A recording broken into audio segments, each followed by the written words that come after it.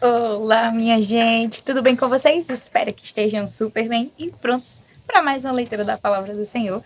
Hoje estaremos lendo o capítulo 23 de Provérbios, capítulo 8 de Levíticos, capítulo 9 de Salmos e capítulo 2 de 2 Tessalonicenses. Você já vai abrindo aí tua Bíblia em Levítico, capítulo 8, para darmos início logo após a oração. Então, fecha teus olhos e vamos orar. Pai bendito, Deus exaltado, majestoso é o Senhor e digno de toda honra e glória.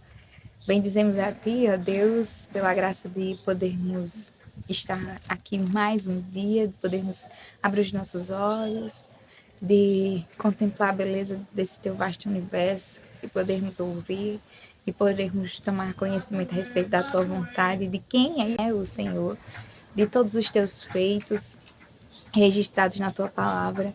Te bendizemos pelo Teu cuidado, pela Tua graça maravilhosa, por esse dom perfeito que o Senhor tem nos dado a graça de ter, ainda que tão pequenininho que é a nossa fé, mas nos ajuda, Deus, na nossa falta de fé, naquilo que precisamos estar mais alicerçados, mais fortalecidos, que o Senhor venha aumentar, porque é um dom Teu, é um dom que vem do Senhor, e nos permite sermos pessoas fiéis ao Senhor, pessoas crentes no que o Senhor fala, naquilo que o Senhor afirma, porque tu não és homem para que minta e muito menos filho do homem para que se arrependa. Então, nos dá a certeza, Deus, em nosso coração, de que tu és verdadeiro, de que tu és fiel para com a tua própria palavra. Nos ajuda a confiar em ti, a descansar no Senhor, a termos o Senhor como nosso refúgio, como nossa fortaleza, como nosso socorro bem presente na hora da angústia, tribulação, nas horas das incertezas. Que o Senhor seja a nossa certeza, que o Senhor seja aquele que nos fortalece, que a nossa alegria venha de ti, porque tu és imutável, ó Pai, e bendizemos a ti por isso.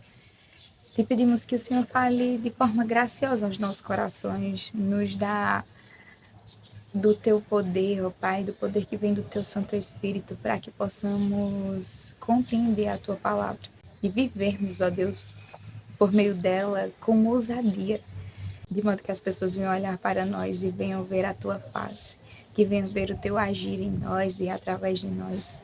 Te pedimos, Pai, no nome santo do teu Filho amado Jesus Cristo. Amém. Capítulo 8 de Levíticos, que vai dizer o seguinte: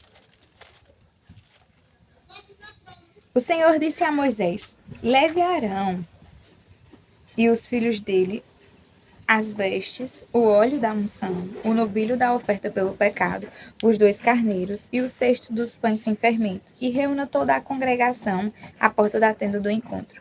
Moisés fez como o Senhor lhe havia ordenado, e a congregação se reuniu à porta da tenda do encontro. Então Moisés disse à congregação: Isto é o que o Senhor ordenou que fizesse. E fez com que Arão e os filhos dele se aproximassem, mandou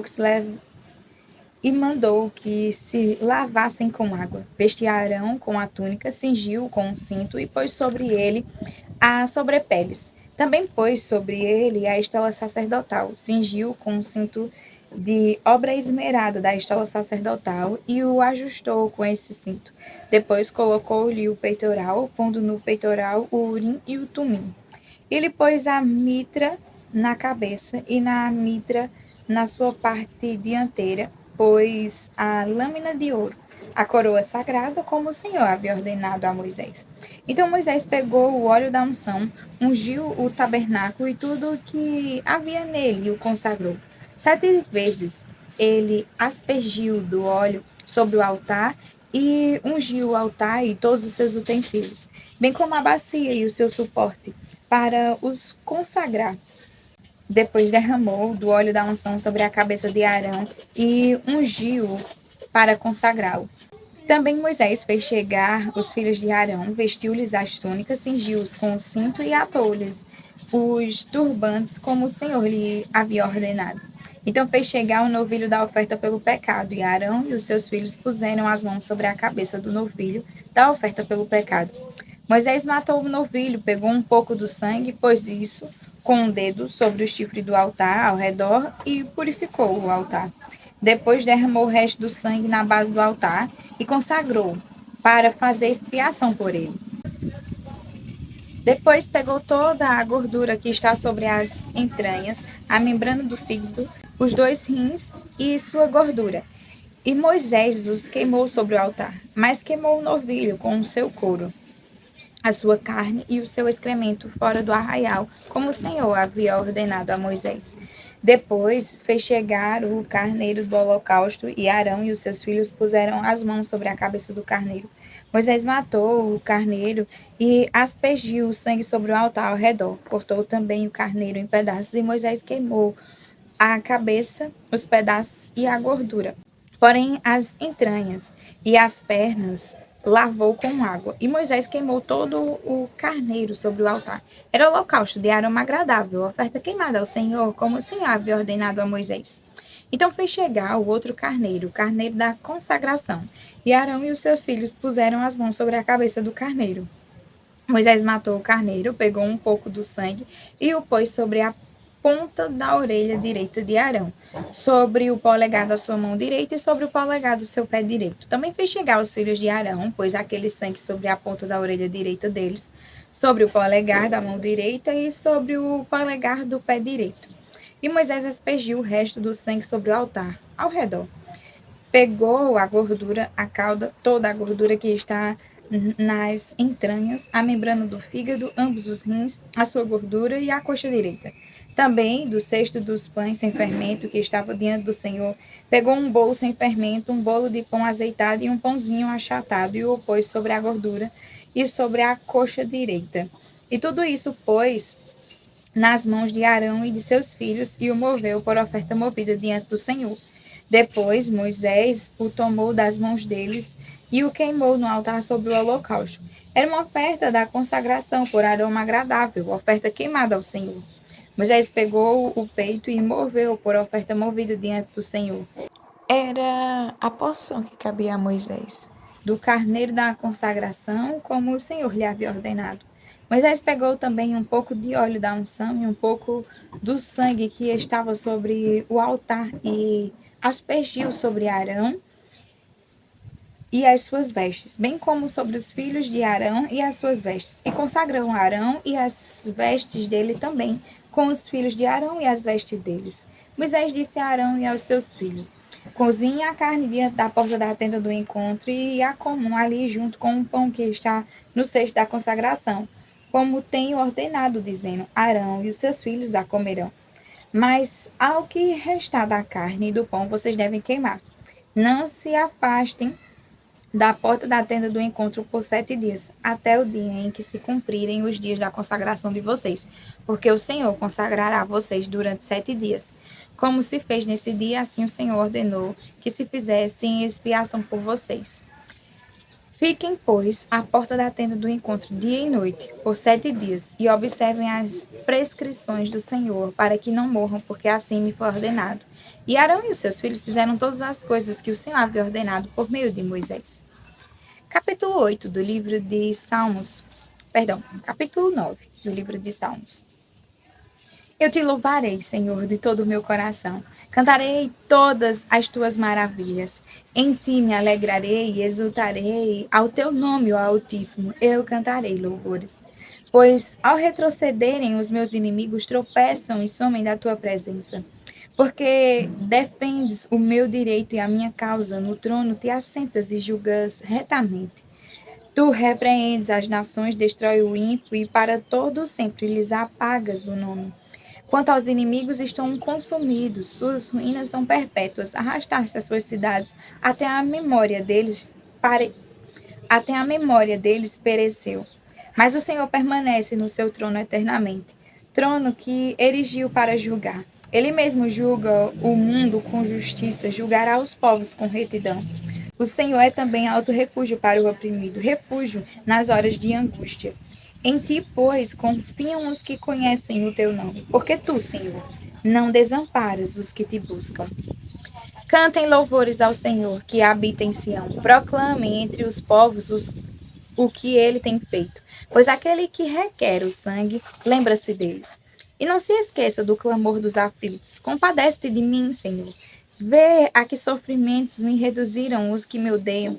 Tu me levantas das portas da morte, para que as portas da filha de Sião eu proclame todos os teus louvores e me alegre na tua salvação.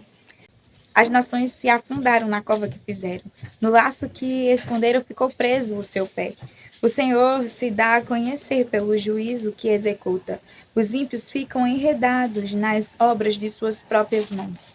No inferno serão lançados os perversos, todas as nações que se esquecem de Deus. Pois o necessitado não será esquecido para sempre, a esperança dos aflitos não será frustrada perpetuamente. Levanta-te, Senhor. Não deixes que os mortais prevaleçam. Sejam as nações julgadas na tua presença. Infunde-lhes o medo, Senhor. Saibam as nações que não passam de simples mortais. Capítulo 23 do livro de Provérbios. Quando você se assentar para comer com o governador, leve bem em conta quem está diante de você. Encoste uma faca na sua própria garganta, se você é glutão. Não cobice os pratos deliciosos que ele serve, porque essa comida é enganadora. Não se fatigue para ficar rico, não aplique nisso a sua inteligência. Você quer pôr os seus olhos naquilo que não é nada? Porque certamente a riqueza criará asas, como a águia que voa pelos céus. Não coma o pão do invejoso, nem cobice os seus pratos deliciosos, porque, como imagina em sua alma, assim ele é. Ele diz, coma e beba, mas não está sendo sincero. Você vomitará o bocado que comeu e terá desperdiçado as palavras amáveis que falou. Não fale com um tolo, porque ele desprezará a sabedoria das suas palavras. Não remova os marcos antigos, nem entre nos campos dos órfãos, porque o Redentor deles é forte e defenderá a causa deles contra você. Aplique o seu coração ao ensino e os seus ouvidos às palavras do conhecimento.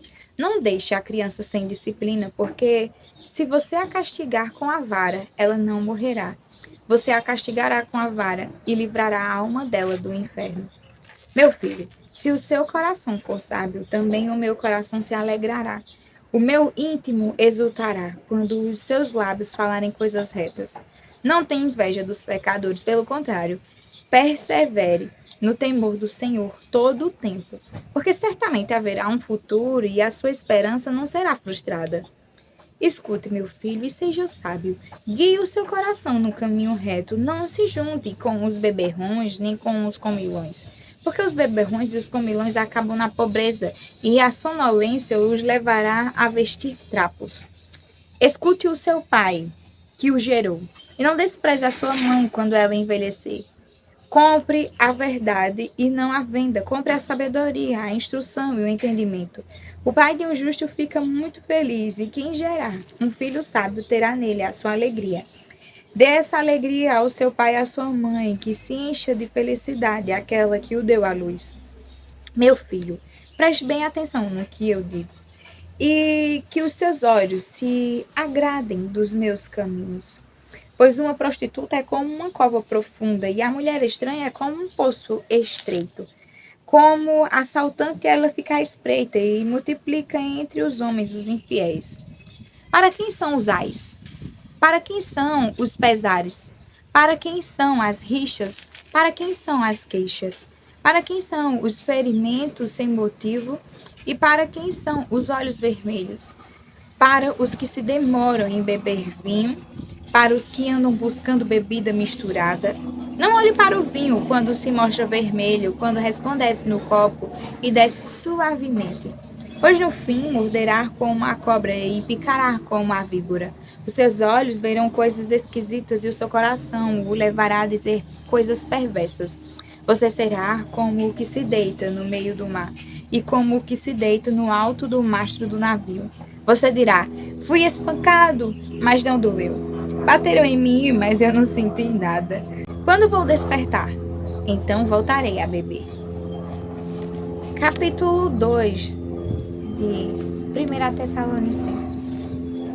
Irmãos, vocês sabem muito bem que a nossa chegada no meio de vocês não foi em vão. Pelo contrário, apesar de maltratados e insultados em Filipos, como vocês sabem, tivemos ousada confiança no nosso Deus para anunciar a vocês o Evangelho de Deus, em meio a muita luta.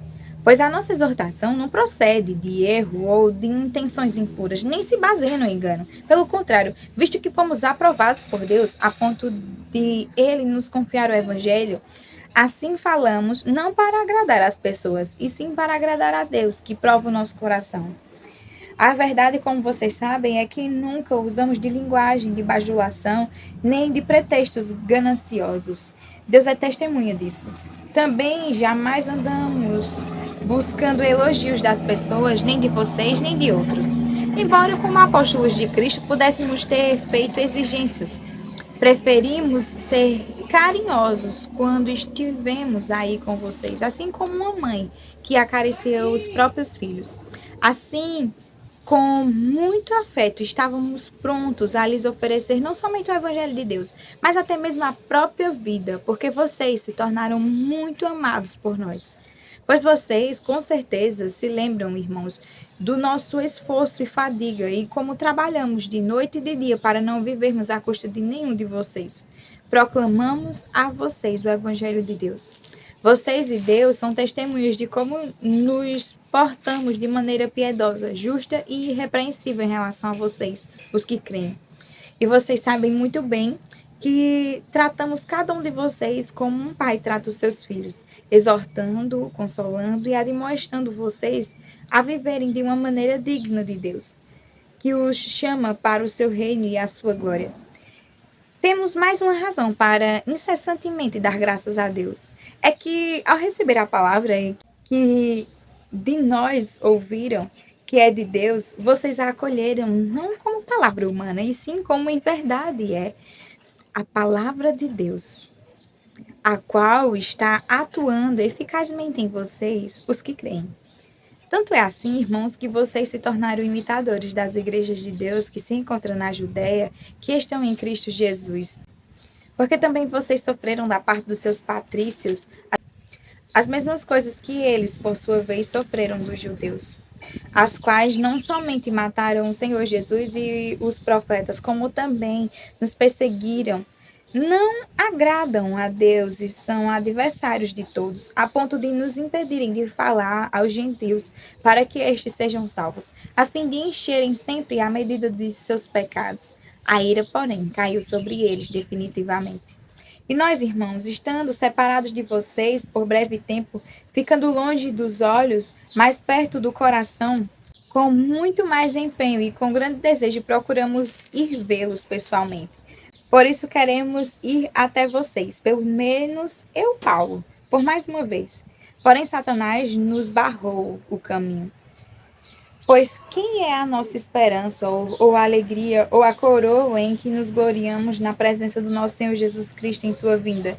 Não é verdade que são vocês? Sim, vocês são realmente a nossa glória e a nossa alegria. Amém. Até amanhã para mais uma leitura da palavra do Senhor. Fiquem com Deus e uma excelente semana.